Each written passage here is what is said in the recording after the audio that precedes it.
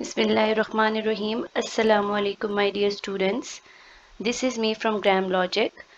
आज का जो हमारा टॉपिक है वो बहुत ही इंटरेस्टिंग एंड बहुत ही ज़्यादा इम्पॉर्टेंट है। ठीक है, आज हम लोग इंशाल्लाह ताला डिटेल इंट्रोडक्शन पढ़ेंगे इंग्लिश की, जिसके अंदर आपको ऐसे ऐसे पॉइंट्स सीखने को मिलेंगे जो इस एज में आपको नहीं पता। बहुत ही इंपॉर्टेंट होने वाला है आज का लेक्चर बच्चों। प्लीज़ आप लोगों ने एंड तक इसको देखना है और गौर से be focused and be attentive during the class. Okay, चलिए शुरू करते हैं। सबसे पहले बच्चों आपको पता होना चाहिए कि इंग्लिश क्या है। इंग्लिश, हम सबको पता है कि इंग्लिश एक लैंग्वेज है।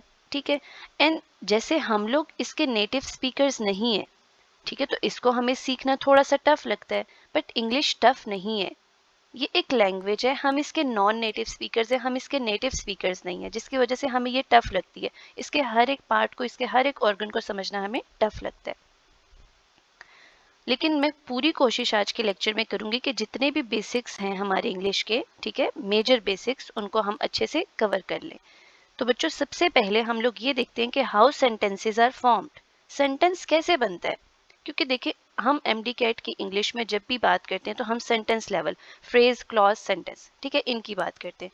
तो आपको पता होना चाहिए कि सबसे पहले आप लोग यहाँ पर देख सकते हैं हमारा होता है अल्फाबेट्स। ठीक है, यहाँ पे ये लिखा हुआ है अल्फाबेट्स। अल्फाबेट्स कंबाइन होते हैं तो वर्ड्स बन जाते हैं, वर्ड्स कंबाइन होते हैं तो फ्रेजेस बना देते हैं, और फ्रेजेस कंबाइन होकर क्लॉजेस, एंड क्लॉजेस कंबाइन होकर सेंटेंसेस बना देते हैं। ठीक है, इतनी बात तो आपको पता है। लेकिन ये वर्ड्स क्या हैं? ये जो वर्ड्स कंबाइन होते हैं और इससे आगे फ्रेजेस बनती हैं, क्लॉजेस फिर उससे बनते हैं, फिर सेंटेंस बनता है, ये वर्ड्स क्या होते हैं? तो बच्चों वर्ड्स कुछ और नहीं बल्कि हमारी पार्ट्स ऑफ स्पीच है। पूरी पार्ट्स ऑफ स्पीच का हर एक पार्ट मिलकर हमारे वर्ड्स क्रिएट करता है। ठीक है, अब मैं आपको यहाँ पर एक एग्जाम्पल देती हूँ कि फॉर एग्जाम्पल वर्ड्स क्या हैं? पार्ट्स ऑफ स्पीच है।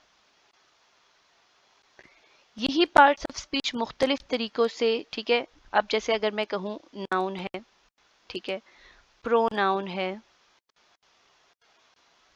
वर्ब है, ठीक है, एडजेक्टिव है, एडवर्ब है, ठीक है, प्रेपोजिशन है, कंजंक्शन है, ठीक है, आर्टिकल चलो हम ले लेते हैं, और इंटरजेक्शन।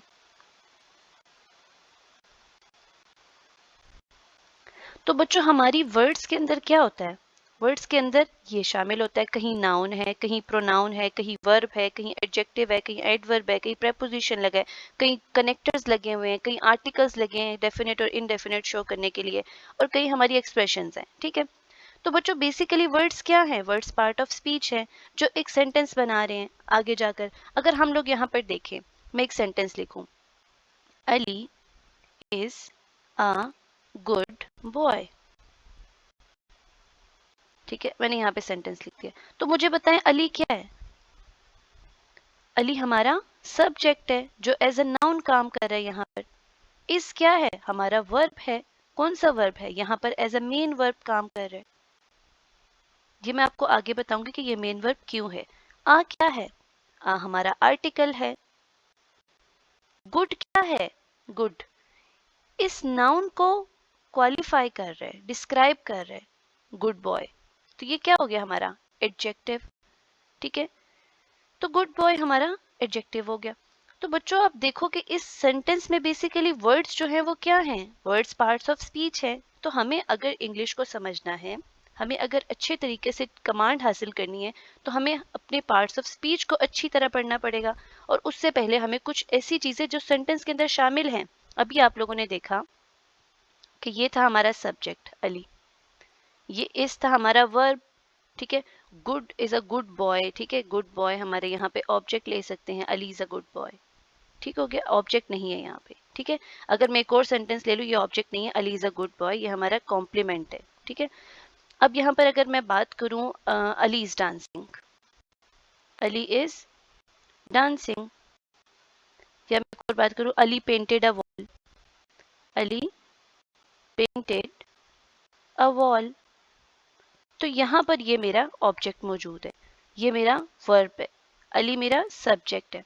यहाँ पर अली इज डांसिंग में हमारे पास ऑब्जेक्ट नहीं है डायरेक्ट, ठीक है, ना ही इनडायरेक्ट, वो हमारा इंट्रांजिटिव सेंटेंस हो जाता है और ये हमारे ट्रांजिटिव सेंटेंसेस। ये सब कुछ हम आगे पढ़ेंगे, लेकिन आज के लेक्चर में हम अपना जो बिल्कुल बेसिक है ना उसको हमने देखना है। आगे प्रोसीड करते हैं। इतनी बात तो हमें पता चल गई कि हमारे अल्फाबेट्स कंबाइन होकर वर्ड्स बनाते हैं, वर्ड्स कंबाइन होकर फ्रेजेस बनाते हैं, फ्रेजेस कंबाइन होकर क्लॉजेस बनाते हैं, क्लॉजेस कंबाइन होकर सेंटेंसेस बनाते हैं। बच्चों मुझे बताएं, अभी हमने देखा कि सेंटेंस का जो बेसिक स्ट्रक्चर है वो होता है सब्जेक्ट, ठीक है, वर्ब एंड एन ऑब्जेक्ट। अब हर बच्चे को ये पता होना चाहिए कि सब्जेक्ट क्या है, वर्ब क्या है, ऑब्जेक्ट क्या है। फर्स्ट फाउंडेशन ही इंग्लिश के अंदर ये होनी चाहिए कि ऑन द स्पॉट एक बच्चा इसको डिटेक्ट कर ले। अब हम इसी को डिटेक्ट करने के लिए आगे देखेंगे। सब्जेक्ट क्या होता है? आप सब्जेक्ट की डेफिनेशन पढ़ो, मैंने यहाँ लिखी है कि subject is a noun, subject is a noun, ठीक है, प्रोनाउन और एनी मॉडिफायर। इतनी बात तो आपको समझ आती है कि सब्जेक्ट एक नाउन हो सकता है, प्रोनाउन हो सकता है, एनी मॉडिफायर हो सकता है डेट परफॉर्म्स एन एक्शन, जो कोई एक्शन परफॉर्म करता है। प्यारे बच्चों मसला आपको कहाँ आएगा? ये मॉडिफायर। कैसे मॉडिफायर सब्जेक्ट के तौर पे काम करते हैं मैम, ये चीज़ नहीं क्लियर, तो ये मैं आपको अभी क्लियर करवाती हूँ एग्जाम्पल्स के जरिए। इतनी बात तो समझ गए ना कि जो काम करने वाला होता है वो सब्जेक्ट कहलाता है। अब हम देखते हैं अपने यहाँ पे subjects. Ali was watching a movie, ठीक है, कौन कर रहा है एक्शन को परफॉर्म? अली, तो मेरा सब्जेक्ट हो गया। He wakes up early in the morning, he यहाँ पर एज अ प्रोनाउन सब्जेक्ट के तौर पर काम कर रहा है, ठीक है। Sana has been writing since morning, तो ये सना क्या है? परफॉर्म कर रही है ना एक्शन को, राइटिंग को, तो ये मेरा सब्जेक्ट हो गया। Running is a good exercise, बच्चों वर्ब की फोर्थ फॉर्म यहाँ पर एज अ सब्जेक्ट काम कर रही है, तो क्या होती है वो? जब वर्ड की fourth form as a subject काम करते हैं तो उसको हम बोलते हैं ये जेरेंड है। तो आपको अब पता चला कि मॉडिफायर से बेसिकली हमारा क्या मतलब है? मॉडिफायर से हमारा मतलब है जेरेंड और इन्फिनिटिव एज अ सब्जेक्ट। हमारे जेरेंड और इन्फिनिटिव एज अ सब्जेक्ट काम करेंगे तो हम कहेंगे कि जब कभी हमारा मॉडिफायर एक्शन परफॉर्म कर रहा होगा, नाउन या प्रोनाउन, तो उसको हम कहेंगे सब्जेक्ट। अब आगे एग्जांपल्स देखते हैं। ये देखें, टू स्विम, टू स्विम, बच्चों टू के साथ बेस फॉर्म का लगना, बेस फॉर्म भी आपको आज अच्छे से क्लियर करवाऊंगी। फर्स्ट फॉर्म, इसका लगना क्या कहलाता है? इसका लगना क्या कहलाता है? Two plus base form infinitive, ठीक है। तो हमारा एज एन ये जो मॉडिफायर है ये जेरेंड या इन्फिनिटिव के तौर पर काम करता है, ठीक है, सब्जेक्ट के लिए। Eating vegetables is essential for a healthy diet, eating क्या है यहाँ पे? एज अ जेरेंड हमारा सब्जेक्ट आ गया। टू सक्सीड हमारा क्या है? Infinitive as a subject. तो ये बात आपको क्लियर हुई कि सब्जेक्ट क्या होता है? कोई नाउन, कोई प्रोनाउन या कोई भी मॉडिफायर जो कोई एक्शन परफॉर्म कर रहा होता है उसे हम सब्जेक्ट कहते हैं। होप सो अभी आपको अच्छे से क्लियर हो गया होगा। अब आ जाते हैं हम अपने ऑब्जेक्ट पर। सेंटेंस के अंदर ऑब्जेक्ट होता है वो क्या होता है? कोई नाउन, कोई प्रोनाउन या कोई phrase that receives an action, जो एक्शन को रिसीव करेगा, ठीक है। एक्शन करने वाला हमारा सब्जेक्ट है, एक्शन रिसीव करने वाला हमारा ऑब्जेक्ट है। अब हम इसको एग्जांपल्स के थ्रू समझते हैं। ही एट एन एप्पल, रिसीव कौन कर रहा है ईटिंग का एक्शन? ही जो है वो ईट कर रहा है, लेकिन ये जो एक्शन ईटिंग है ये रिसीव कौन कर रहा है? एप्पल। तो हमारा ये क्या बन गया? Object. She read a book, ठीक है, कौन एक्शन रीडिंग को रिसीव कर रहा है? Book. They visited the museum, visited का जो एक्शन है, ठीक है, वो रिसीव कौन कर रहा है? म्यूजियम। शी रीड इट, यहाँ पे आप लोग देखें एप्पल, बुक और म्यूजियम नाउन के तौर पर काम कर रहे हैं। She read it, he ate one, they visited there, ये हमारे प्रोनाउंस हो गए। They visited the art gallery on the corner. The art gallery on the corner क्या है? ऑब्जेक्ट है. आर्ट गैलरी ही तो विजिटिंग का एक्शन रिसीव कर रही है ना. ठीक है, साथ में ऑन द कॉर्नर क्या बता रहा है? कुछ वर्ड्स या कुछ मॉडिफायर्स या कुछ रिलेटिव वर्ड्स ऐड हो जाना नाउन के साथ क्या बना देता है? नाउन फ्रेज बना देता है. He ate the last piece of cake. अब केक तो हमारा नाउन है, साथ में ये वर्ड्स लगकर इसको फ्रेज बना रहे हैं. तो पता चला कि जब हमारा कोई नाउन, कोई प्रोनाउन या कोई फ्रेज एक्शन को रिसीव करता है तो वो हमारा ऑब्जेक्ट कहलाता है. इसी तरह हमारी लास्ट एग्जाम्पल में she read a fascinating novel भी हमारे यहाँ पे ऑब्जेक्ट है. अब बच्चों, आप लोग ने नोट किया होगा कि ऑब्जेक्ट की दो टाइप्स होती हैं. एक को बोलते हैं डायरेक्ट ऑब्जेक्ट और एक को बोलते हैं इनडायरेक्ट ऑब्जेक्ट. ठीक हो गया. अब डायरेक्ट ऑब्जेक्ट क्या होती है और इनडायरेक्ट ऑब्जेक्ट क्या होती है, इसको देखते हैं. देखिए बच्चों, वो नाउन, वो प्रोनाउन या वो फ्रेज जो हमारे वर्ब का एक्शन डायरेक्टली रिसीव करे, उसको हम कहते हैं ये डायरेक्ट ऑब्जेक्ट है. ठीक है, जो हमारे वर्ब का एक्शन डायरेक्टली रिसीव करे. अभी मैंने ऊपर एक सेंटेंस पढ़ा था, ही पेंटेड द वॉल. यहाँ पर जो ही है वो तो सब्जेक्ट है. ठीक है, काम करने वाला है. पेंटेड हमारा वर्ब हो गया. ये द वॉल जो है ये पेंटेड के एक्शन को रिसीव करे तो ये हमारा ऑब्जेक्ट है. मुझे ये बताएं कि इस पेंटेड के एक्शन को डायरेक्टली रिसीव करा या नहीं करा? He painted the wall. Painted the wall फौरी तौर पर डायरेक्टली इस वर्ब के एक्शन को रिसीव कर रहा है ये वाला ऑब्जेक्ट, तो इसको हम कहेंगे कि ये हमारा डायरेक्ट ऑब्जेक्ट है. कौन सा ऑब्जेक्ट है? Direct object. ठीक हो गया. अब आप देखें, इनडायरेक्ट ऑब्जेक्ट क्या होता है? नाउन, प्रोनाउन और phrase that indicates that to whom and for whom, किसकी तरफ और किसके लिए the action of the verb is being performed. ये जो एक्शन है वर्ब का ये परफॉर्म किया जा रहा है या परफॉर्म हो चुका है. किसके लिए और किसकी तरफ? एग्जाम्पल देखें. अगर मैं कहूं she sent me a gift. She sent me a gift. अब मुझे बताएं, यहाँ पे शी हो गया सब्जेक्ट, सेंट हो गया वर्ब, ये एक मी है और एक अ गिफ्ट है. तो मुझे बताओ, ये भी ऑब्जेक्ट है और ये भी ऑब्जेक्ट है. फर्क क्या है हमें? फर्क ये है कि यहाँ पर हम लोग कहें तो ये she sent me a gift, ये जो अ गिफ्ट है ये हमारा डायरेक्ट ऑब्जेक्ट, और ये जो मी है ये हमारा इनडायरेक्ट ऑब्जेक्ट है. इसको हम जज कैसे करेंगे? क्योंकि बच्चों अगर आप लोग देखें तो she sent me a gift, ठीक है,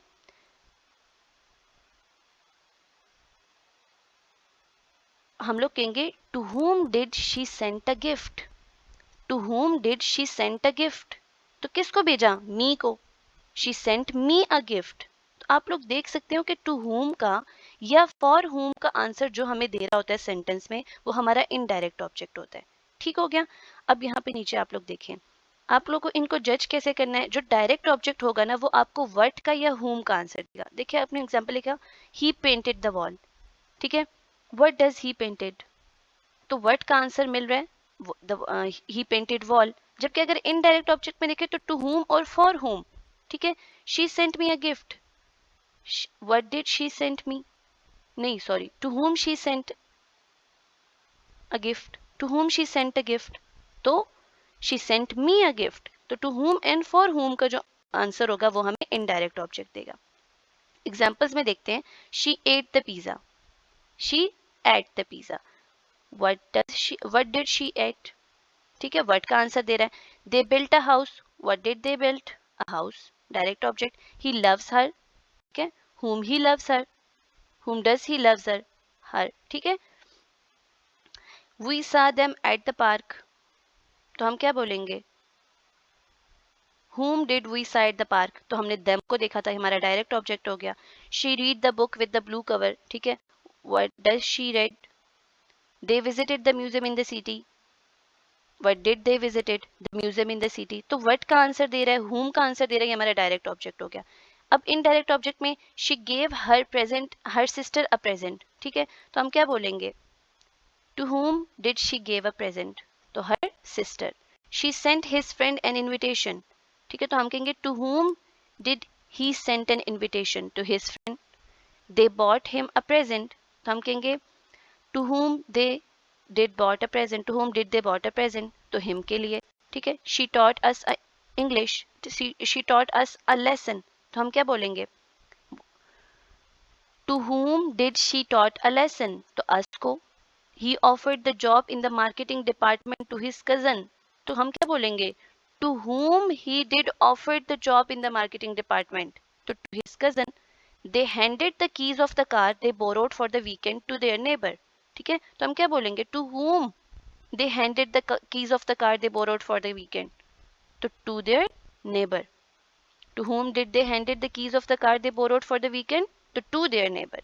तो आपको यहाँ से पता चल रहा है कि किस तरीके से हमारा डायरेक्ट ऑब्जेक्ट और इनडायरेक्ट ऑब्जेक्ट जो है वो हमें जज करना है सेंटेंस के अंदर, ठीक हो. अब आगे चलते हैं. अब बच्चों हमारा ये आ जाता है कि हमारा वर्ब क्या होता है सेंटेंस में.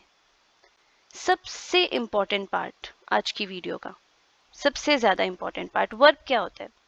देखो बच्चों, इंसानी जिस्म के अंदर जो हार्ट है ना, वो एक पंपिंग ऑर्गन है और सबसे इंपॉर्टेंट ऑर्गन, ठीक हो गया. तो हार्ट की मिसाल इंग्लिश ग्रामर में हमारी वर्ब की है.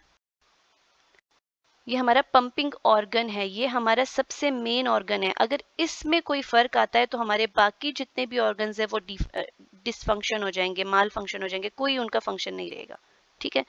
अब आपको मैं एक छोटी सी ना चार्ट पढ़ाऊंगी, वो चार्ट आपको आगे इंग्लिश में हर जगह हेल्प करेगी अगर आपने अच्छी तरह समझ ली, ठीक है बच्चों. तो सबसे पहले आप ये देखो कि वर्ब होता क्या है. Part of a sentence that expresses an action, occurrence और हैपनिंग या स्टेट ऑफ बीइंग. अब तक आप लोगों ने ये पढ़ा था कि verb is an action verb, action word, action word. नहीं बच्चों, इसमें occurrence और हैपनिंग भी शामिल है, इसमें स्टेट ऑफ बीइंग भी शामिल है. और ये समझने वाली दो चीजें जो हमारे आज के लेक्चर में है ना, ये हैपनिंग ही है और स्टेट ऑफ बीइंग ही है, क्योंकि इस एज पर भी पहुंचकर बच्चों को इसका पता नहीं होता. तो इतनी बात तो आपको पता चल गई ना कि वर्ब एज अ हार्ट काम करता है, तो इसको हमने बहुत ध्यान से समझना है, ठीक है. अब आप लोगों को मैं ये चार्ट पढ़ाती हूँ. बच्चों हमारे पास ना वर्ब की 3 फॉर्म्स नहीं होती, हमारे पास वर्ब की 5 फॉर्म्स होती हैं, और ये मैं आपको अभी बताऊंगी कि किस तरह होती है. सबसे पहले आप देखिएगा, ये मैंने लिखा है प्रेजेंट, पास्ट, परफेक्ट, कंटिन्यूस और प्रेजेंट सिंगुलर, ठीक है. फिर मैंने लिखा है वर्ब की first form, second form, third form, fourth form and fifth form. अब आप लोग यहाँ पे देखें, प्ले, प्लेड, प्लेड, प्लेइंग और प्लेज. एक चीज का अंदाजा आप लोग को हो गया होगा कि अगर मैं यहाँ पर लिखती हूँ सिंक, संक, सैंक, सिंगिंग और सिंग्स, ठीक है. तो अब आप लोगों को पता चल गया ये क्या है, वर्ब की फर्स्ट फॉर्म और प्रेजेंट. ये क्या है, वर्ब की सेकंड फॉर्म और पास्ट. ये क्या है, वर्ब की थर्ड फॉर्म परफेक्ट. ये क्या है, वर्ब फॉर्म कंटिन्यूअस. ये क्या है, वर्ब की fifth form present singular, present और साथ में इंपॉर्टेंट चीज सिंगुलर. इतनी बात समझ गए हो. तो बच्चों आप लोगों ने आप आज से वर्ब की 5 फॉर्म्स को याद रखना है, प्रेजेंट, पास्ट, परफेक्ट, कंटिन्यूस और प्रेजेंट सिंगुलर. वर्ब की फर्स्ट फॉर्म, वर्ब की सेकंड फॉर्म, वर्ब की थर्ड फॉर्म, वर्ब की फोर्थ फॉर्म, वर्ब की फिफ्थ फॉर्म. फर्स्ट फॉर्म में प्रेजेंट, ठीक है, सेकंड फॉर्म में पास्ट, थर्ड फॉर्म में परफेक्ट, फोर्थ फॉर्म में कंटिन्यूस एंड फिफ्थ फॉर्म में प्रेजेंट सिंगुलर. अब आप यहाँ पे देखें, ये मैंने लिखा जंप, सेकंड फॉर्म पास्ट में आ गई जंप्ड, परफेक्ट में आ गई jumped, fourth form jumping and fifth form present singular jumps. इसी तरह eat, ate, eaten, eating, eats. Is, am, are present, was were past, been perfect, being continuous. Had और have present, had past, had perfect. ये chart बहुत ज़्यादा important है, बहुत ज़्यादा important है. इसको आज आप लोगों ने अच्छे से देखना है कि हमारी 5 फॉर्म ऑफ वर्ब्स होती हैं। पहली प्रेजेंट, पास्ट, परफेक्ट, कंटिन्यूस और प्रेजेंट सिंगुलर। वर्ब की first form, second form, third form, fourth form, fifth form. ये जैसे मैंने पढ़ाई है इसको नोट रखिए। अब आपको आगे किस तरह इसकी समझ आती है। जब आप लोग ये चार्ट देख लेंगे ना, फॉर एग्जांपल आपके लिए टेंस की डिटेक्शन इतनी इजी हो जाएगी। यहाँ पे मैं एक टेंस लिखती हूँ, ये देखिएगा, मैं यहाँ पर एक टेंस लिखती हूँ। मैंने यहाँ पे एक टेंस लिखा, ठीक है। फॉर एग्जांपल मैंने यहाँ पर एक टेंस लिखा, ली had written a letter. Ali had written a letter. अब इस टेंस की डिटेक्शन आपके लिए इतनी इजी हो जाएगी। देखना, हेड क्या है, सबसे पहले चार्ट में देखें हेड क्या है। हेड मेरा, यहाँ पर आप लोग देखेंगे ये वर्ब की सेकंड फॉर्म है और ये पास्ट है, ठीक है। तो मैंने यहाँ इसके नीचे लिख दिया पास्ट। रिटन क्या है, रिटन वर्ब की थर्ड फॉर्म है। की थर्ड फॉर्म क्या होती है, परफेक्ट। हमने परफेक्ट। आपको टेंस के लिए पता कैसे चल गया, ये देखें, पास्ट परफेक्ट टेंस। तो ये सेंटेंस किस टेंस का था, Ali had written a letter, past perfect का। तो इस चार्ट से आप लोगों के लिए टेंस की डिटेक्शन और आगे बहुत सारी चीजें इजी होने वाली हैं इंशाल्लाह ताला। ठीक है बच्चों, हलवा बन रहे हैं ना आहिस्ता आहिस्ता। अब बच्चों आ जाते हैं इंपॉर्टेंट चीज पर। आप लोगों ने पढ़ा है कि base form, base form, base form. अब मुझे ये बताएं, बेस फॉर्म होती तो प्रेजेंट में है, क्या वो सिंगुलर होती है या प्लूरल होती है। देखिए, जो बेस फॉर्म है, ठीक है, वो सिंगुलर होती है या प्लूरल होती है, मुझे बताएं। सिंगुलर होती है या प्लूरल होती है। यानी कि अगर मैं यहाँ लिखूं ईट्स और मैं पहले यहाँ पे लिखूं ईट, तो बेस फॉर्म कौन सी होती है। शाबाश शाबाश, जल्दी मुझे बताएं, बेस फॉर्म कौन सी होती है जी। बेस फॉर्म कौन सी होती है बच्चों, बेस फॉर्म प्लूरल वाली होती है। क्यों, क्योंकि हम लोग सिंगुलर को बनाते हैं, एस या ई एस लगाकर सिंगुलर फॉर्म हम बनाते हैं, जबकि बेस फॉर्म नेचुरल हमारी प्लूरल वाली होती है। To eat, to succeed, to swim. कभी आप लोगों ने टू ईट्स, टू स्विम्स या टू सक्सीड्स नहीं देखा होगा इन्फिनेटिव के साथ, जहां हम बात करते हैं कि हम टू के साथ बेस फॉर्म लगाते हैं। तो ये चीज बहुत ज्यादा इंपॉर्टेंट है कि बेस फॉर्म में हम अपनी ये जो प्लूरल वाली होती है इसको लगाते हैं, सिंगुलर की प्लूरल, ठीक है, प्रेजेंट की प्लूरल। तो आप लोग आगे देखिएगा, आप लोग आगे देखिएगा बच्चों, वर्ब की ना कुछ एट्रीब्यूट्स है, कुछ करेक्टरिस्टिक्स हैं जो बहुत जरूरी है जानना। अब यहाँ पे हम प्राइमरी वर्ब की बात कर रहे हैं, ठीक है। प्राइमरी वर्ब, प्राइमरी वर्ब की कुछ एट्रीब्यूट्स हैं। मैंने आपको ऊपर बताया कि वर्ब की डेफिनेशन में था कि ये एक्शन को, हैपनिंग को, अक्रेंस को और स्टेट को शो करता है। तो यही चीज है, ठीक है, यही चीज हमने अब आप करनी है कि वर्ब जो होता है वो स्टेट भी हो सकता है, जिसको हम टू बी कहते हैं। टू हैव का मतलब कि अक्रेंस और हैपनिंग होना भी हो सकता है। टू डू का मतलब होता है एक्शन, ठीक है। अब बच्चों, टू बी जो है ना, ये सबसे ज्यादा इंपॉर्टेंट है, सबसे ज्यादा इंपॉर्टेंट, इसको समझना बहुत इंपॉर्टेंट है, ठीक है। टू हैव और अक्रेंस एंड हैपनिंग भी आपको जल्दी समझ आ जाएगा। टू डू आपको आ ही जाएगा कि देख, डांसिंग, एक्टिंग, जंपिंग, हर वो एक्शन जिसमें हो रहा है एक्शन, ठीक है, एक्शन परफॉर्म किया जा रहा है। जबकि अक्रेंस और हैपनिंग में क्या है, होना। अब ये एक वक्त में नहीं हो रहा, ये हो रहा है, बस ये अक्रेंस है, हैपनिंग है, ठीक है। आप मुझे बताएं, the sun rises in the east, क्या ये सन सिर्फ एक दिन के लिए निकलता है, ये तो अजल से राइज होता है और हो रहा है, ठीक है। तो ये एक हैपनिंग है, एक अक्रेंस है, होना है। जैसे flowing, the river is flowing, ठीक है। तो वो फ्लोइंग क्या है, हैपनिंग है, एक होना है, एक चीज का मतलब एक ऐसी अक्रेंस है ना जो एक स्पेसिफिक टाइम पे नहीं हो रही बल्कि हो रही है। रेनिंग है, ठीक है, रेनिंग अब आप मतलब थोड़ी थोड़ी खुद बरसाते हैं या थोड़ी थोड़ी फेंकते नहीं, बल्कि एक हैपनिंग है ना, हो रही है। तो इस तरह के जो चीजें होती हैं इनको हम अक्रेंस या हैपनिंग कहते हैं, ठीक है। इनको हमने एक्शंस कह दिया। अब आ जाता है बी वाले पार्ट पे, जिसको आज तक आप लोग समझते रहे। बी, बी क्या होता है, बी ने जिंदगी मुश्किल बनाई हुई है बच्चों की, ठीक है। देखिए बच्चों, बी या स्टेटिव वर्ब्स जिसमें एक्शन नहीं होता वो हमारे बेसिकली होते हैं, इनमें वर्ब की फर्स्ट फॉर्म होती है इज, एम, आर। वर्ब की सेकंड फॉर्म में वॉज वर्ब के तौर पर काम करते हैं। वर्ब की थर्ड फॉर्म में बीन, बीन तौर पर काम करते हैं, ठीक है, बीन और बीइंग, यहाँ पे भी मैं आपको बता देती हूँ, ये देखिए एम आर, ठीक है, वॉज, वर, और यहाँ पर हम कह देते हैं बीन, और बीइंग भी होता है और बी भी होता है, हमारे बेसिकली बी है, बी वर्ब्स, स्टेटिव वर्ब्स, ठीक है।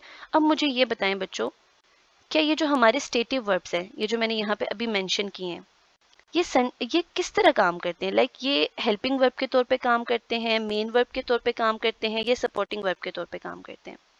मुझे पता है, आप लोग को नहीं पता कि सपोर्टिंग वर्ब क्या है, ठीक है, मेन वर्ब क्या है, हेल्पिंग वर्ब क्या है, क्योंकि मैंने अभी पढ़ाया नहीं है। बट मैं आपसे वैसे आपके प्रीवियस नॉलेज बेस पर पूछ रही हूँ कि ये जो हमारे बी वर्ब्स हैं, ठीक है, आपको क्या लगता है ये किस किस तौर पे काम करते हैं, फंक्शन किस तरह करते हैं? मेन वर्ब का फंक्शन करते हैं, सपोर्टिंग वर्ब का फंक्शन करते हैं, या हेल्पिंग वर्ब का फंक्शन करते हैं? जी बच्चों, जी जी जी, आपने देखें, आप साथ साथ सुन रहे हैं ना, तो आप मुझे कमेंट बॉक्स में इसका आंसर दे सकते हैं साथ साथ।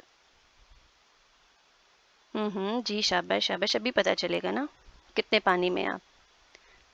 बच्चों, आप लोगों ने कोई आंसर नहीं देना, आप लोगों का आंसर हमेशा ये होना चाहिए कि मैम सेंटेंस देना, हम आपको बताएं। मैम हम आप टेक्स्ट देखकर बताइए कि ये जो हम बी वर्ब्स हैं, इस तरीके के तौर पर काम फंक्शन कर रहे हैं। मैम हम ऐसे आपको कैसे बता दें कि is, am, are, was, were, been, being हमारे मेन वर्ब्स हैं, ये हमारे हेल्पिंग वर्ब्स हैं, ये हमारे सपोर्टिंग वर्ब्स हैं? बच्चों, आप कभी भी, अगर मैं आपसे फॉर एग्जांपल पूछूं कि बच्चों एंड क्या है, एंड को छोड़ें, एंड तो इजी है, ठीक है, मैं आपसे पूछूं कि बच्चों ये जो मैं लिख रही हूँ फॉर एग्जांपल सो, बच्चों सो कौन सी पार्ट्स ऑफ स्पीच है? तो मेरे स्टूडेंट्स को कहना चाहिए कि मैम ये तो हम कॉन्टेक्स्ट को देखकर बताएंगे कि सो क्या है, क्योंकि सेंटेंस में जो उसका यूजेज होगा उसके अकॉर्डिंग हम बता पाएंगे कि सो कंजंक्शन है, सो क्या है, सो एडवर्ब है, ठीक है, सो एडजेक्टिव है। मैम ये तो हम सेंटेंस को देख के बताएंगे। तो बच्चों कभी भी आपसे कोई पूछे ना कि ऐसे ही रैंडम वर्ड उठा के पूछ लिया, तो आपने कहना है कि इसको कॉन्टेक्स्ट में यूज करो, सेंटेंस में यूज करो, मैं तभी आपको बता सकूंगा। तो इसी वजह से अभी हम देखेंगे कि ये जो हमारे बी वर्ब्स है ना, ये मुख्तलिफ सेंटेंस में मुख्तलिफ फंक्शन करते हैं। अब आप देखें, मैं आपको बताती हूँ, जो हमारे बी वर्ब्स है ना, ठीक है, फॉर एग्जाम्पल ये रेड वाला पूरा दायरा मैंने बना दिया बी वर्ब्स के लिए, अस्तगफिरुल्लाह, कितना, इसको थोड़ा सा, ये मैंने पूरा बना दिया बी वर्ब्स के लिए, ठीक है।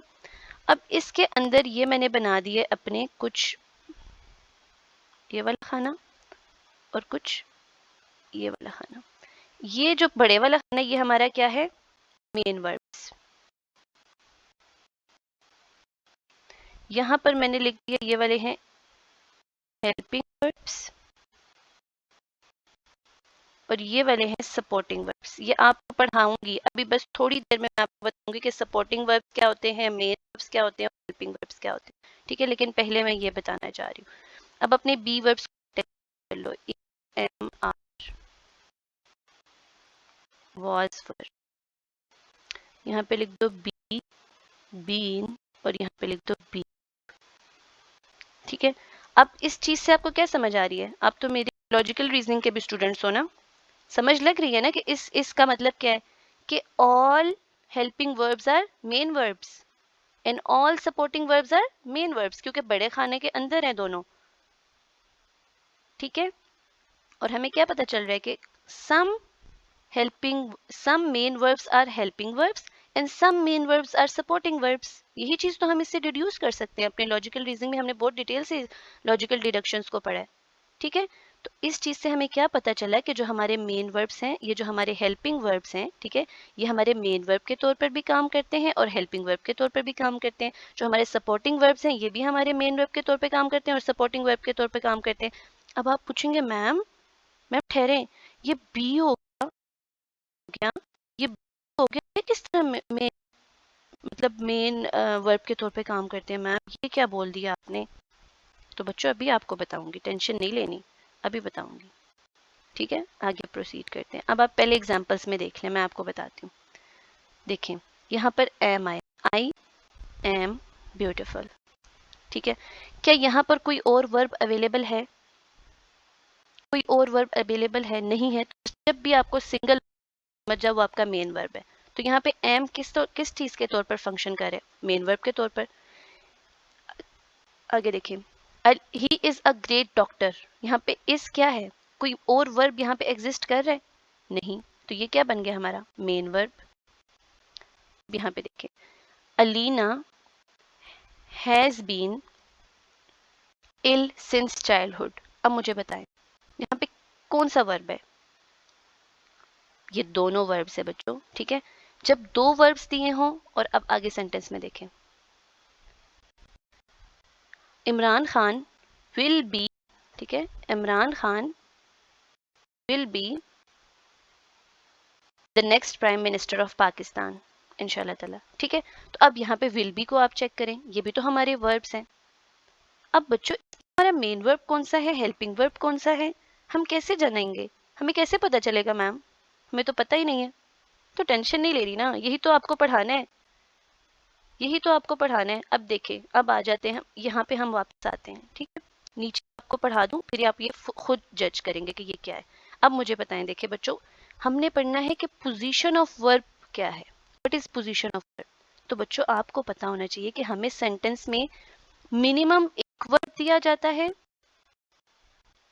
मैक्सिमम 4 वर्ब्स दिए जाते हैं। मिनिमम एक वर्ब और मैक्सिमम 4 वर्ब्स दिए जाते हैं।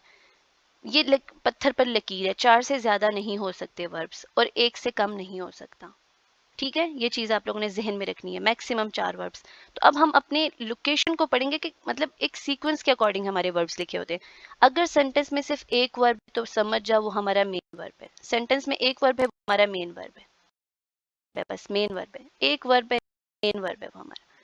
सेंटेंस में दो वर्ब है, तो पहले वाला वर्ब होगा हेल्प वर्ब, सेकंड वाला वर्ब होगा मेन वर्ब, ठीक है। सेंटेंस में 3 वर्ब्स हैं, पहले वाला होगा हेल्पिंग वर्ब, सेकंड वाला होगा सपोर्टिंग वर्ब, और थर्ड वाला होगा मेन वर्ब। अब ये तो आपको पता ही नहीं था सपोर्टिंग वर्ब क्या होता है, तो यही तो चीज आपको पढ़ानी थी, ठीक है। 3 वर्ब्स होंगे, तो पहले वाला हेल्पिंग वर्ब, लास्ट वाला मेन वर्ब, और मिड में हमेशा आ जाएगा हमारा सपोर्टिंग वर्ब। एग्जाम्पल्स में देखेंगे बच्चों, परेशान नहीं होना।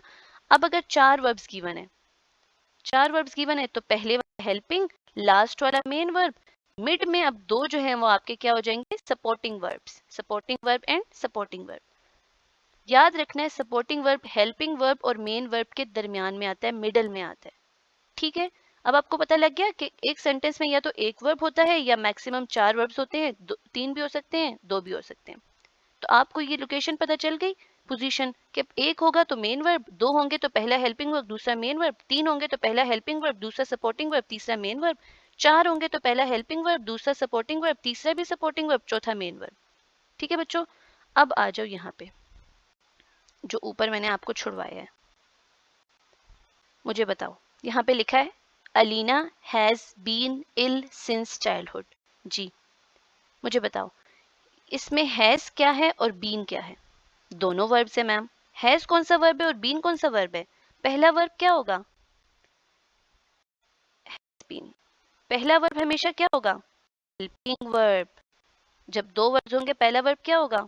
हेल्पिंग वर्ब, दूसरा क्या होगा? Main verb. बताएं यहाँ पे बीन एज मेन वर्ब काम कर रहा है या नहीं कर रहा? मैंने आपको यहाँ बताया कि बी, बीइंग और बीन ये हमारे मेन वर्ब कैटेगरी में आ रहे हैं तो सपोर्टिंग वर्ब्स, लेकिन मेन वर्ब की कैटेगरी अंदर आ रहे हैं। तो क्या मतलब, बीन ने हमारा काम किया या ना किया? मेन वर्ब का किया ना, तो प्रूफ करके आपको बताया बच्चों, ठीक है। अब आ जाते हैं हम अगले वाले पे। अब आप बताएं, इमरान खान विल बी, अब देखें बी, बताएं पहला वर्ब हमेशा क्या होगा? 2 वर्ब्स में से पहला वर्ब क्या होगा? Helping verb. दूसरा वर्ब क्या होगा? Main verb. 2 वर्ब से तो पहला हेल्पिंग वर्ब दूसरा मेन वर्ब। तो बताएं बी यहाँ पर किस चीज के तौर पर काम कर रहा है? Main verb. तो प्रूफ किया या ना किया? ठीक है, प्रूफ किया या ना किया? अब बीइंग को भी आप प्रूफ कर सकते हैं, पैसिव वॉइस में आप चेक करें, Ali is writing a letter, letter is being written by Ali, ठीक है। आप इसको भी देख सकते हैं, ये भी आपको आंसर मिल जाएगा, ठीक है। तो आप लोग को यहाँ से ये चीज पता चल गई कि हमारे बी वर्ब्स होते हैं ये हम लोग ऐसे नहीं कह सकते कि ये हमारे हेल्पिंग वर्ब्स हैं। अब तक मैंने जितने बच्चों से पूछा है ना, मेरे फिजिकल स्टूडेंट्स जितने भी हैं, बच्चों बी वर्ब्स किस तरह से फंक्शन करते हैं? Ma'am they are always act as an helping verbs. नहीं बच्चों, why they are always acting as helping verbs, proof करके बताया मैंने आप लोगों को। ठीक हो गया? अब एग्जांपल्स देखें। इज सिंगल वर्ब मौजूद है तो कौन सा वर्ब हुआ? Main verb. Ahmad is writing, is writing क्या है? वर्ब है पूरा। इसमें ये वाला जो है इज क्या है? Helping verb. राइटिंग क्या है? Main verb. दो वर्ब से तो पहला हेल्पिंग, दूसरा। अब मुझे बताए, हैज बीन राइटिंग, हैज क्या हो गया इसमें? हेल्पिंग। इसमें बताएं बच्चों, राइटिंग तो मेन वर्ब हो गया, ये क्या बन गया हमारा? Supporting verb. मेन वर्ब और हेल्पिंग वर्ब के मिड में जो आएगा वो सपोर्टिंग वर्ब होगा। ठीक हो गया? साथ ही साथ देखें आप लोग, Ali will have been teaching. अब देखें, will have been teaching, he will be आ गया यहाँ पे। ठीक है, अब मुझे बताएं, यहाँ पे देखें, will have been teaching, will have been teaching, कितने वर्ब्स हुए? चार। चार के अंदर पहला वर्ब क्या होगा? हेल्पिंग। दूसरा क्या होगा? Supporting verb. तीसरा क्या होगा? Supporting verb. चौथा क्या होगा? Main verb. तो बच्चों बीन यहाँ पर सपोर्टिंग वर्ब के तौर पे भी आ गया, यहाँ पे सपोर्टिंग वर्ब के तौर पे भी आ गया, ऊपर मैंने आपको मेन वर्ब के तौर पर भी बता दिया। ठीक है, तो हमने यही तो पढ़ा था कि बड़े सर्कल के अंदर यहाँ पर जो कुछ वर्ब, यहाँ पे कुछ वर्ब्स थे वो हेल्पिंग वर्ब थे, ये सपोर्टिंग वर्ब्स थे, लेकिन थे वो बड़े खाना वर्ब के अंदर। तो मीन्स के वो जो बी वर्ब्स थे वो थे तो हेल्पिंग वर्ब्स, लेकिन फंक्शन वो मेन वर्ब का भी कर सकते थे, क्योंकि all helping verbs are main verbs और all supporting verbs are main verbs. और मेन वर्ब्स में हम कहेंगे कि फ्यू या सम supporting verbs are main verbs and some helping verbs are main verbs। ठीक है बच्चों, उम्मीद करती हूँ आप लोगों को अब किसी भी सेंटेंस को देखकर ये जज करना हलवा बन गया होगा कि कौन सा हमारा मेन वर्ब है, कौन सा हमारा सपोर्टिंग वर्ब है और कौन सा हमारा हेल्पिंग वर्ब है। ठीक है बच्चों, अब हमारा बेसिक कॉन्सेप्ट एक और आता है कि प्रेडिकेट क्या होता है और कॉम्प्लीमेंट क्या होता है। बच्चों बहुत सारे बच्चे मुझे व्हाट्सएप कम्युनिटी में मैसेजेस करके पूछ रहे थे कि मैम ये हम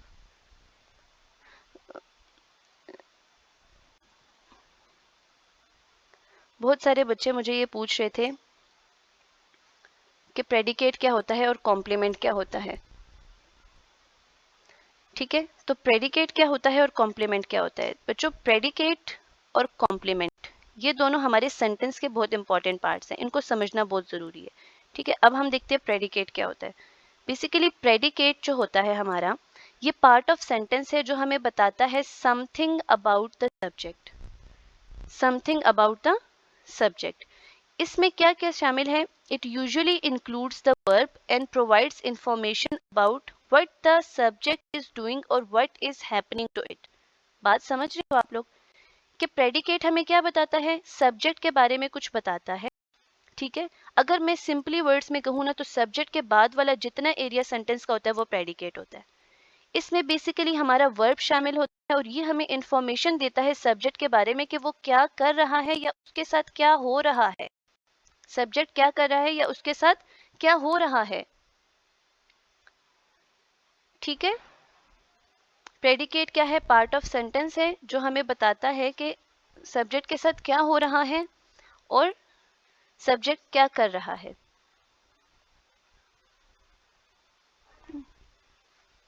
ठीक है, फिर आप लोग बताइएगा कि कॉम्प्लीमेंट क्या होता है।